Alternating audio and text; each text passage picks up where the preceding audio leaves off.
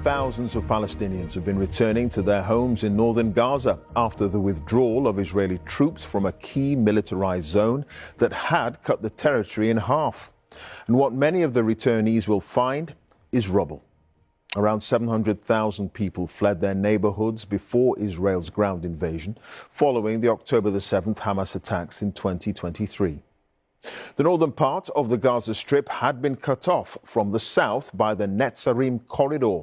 The Israeli withdrawal from the strategically important road is part of the current ceasefire agreement between Israel and Hamas. Well, the BBC, along with other international broadcasters, isn't allowed by Israel to report from inside Gaza. Wira Davis has our top story from Jerusalem.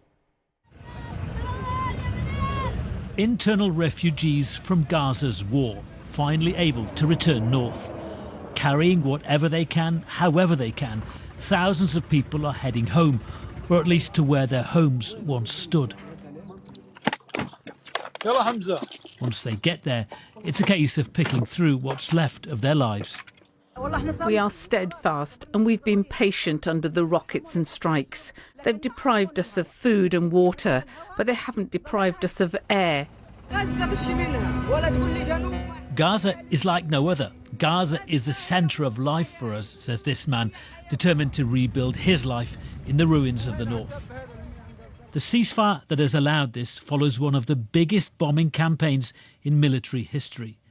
More than 60% of Gaza's buildings, particularly in the north, have been destroyed or badly damaged.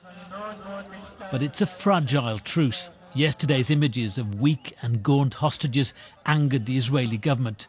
But polls suggest an overwhelming majority of Israelis support a continuation of the ceasefire. Yuli Ben-Ami, who yesterday embraced her dad Ohad after 15 months in captivity, also demanded a ceasefire extension for the sake of remaining hostages.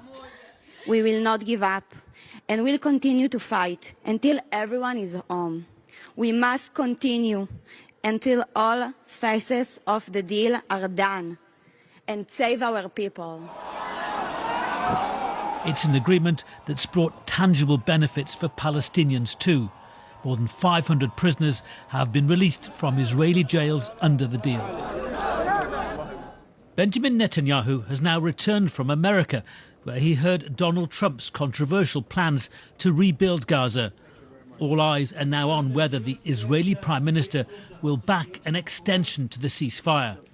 If the war resumes, today's step allowing people to return home will count for little. Well, tonight, Mr. Netanyahu has told his cabinet that Mr. Trump's vision is better for Israel and that he, Trump, is determined to see it through. But Arab nations have again responded, saying that the enforced relocation of civilian Palestinians from Gaza simply cannot happen. It is a line in the sand for them. And before all of that, this is a critical week if the ceasefire is to get into a second phase. Those talks need to get underway and need to succeed, because the consequences, if they don't, for many, are unthinkable.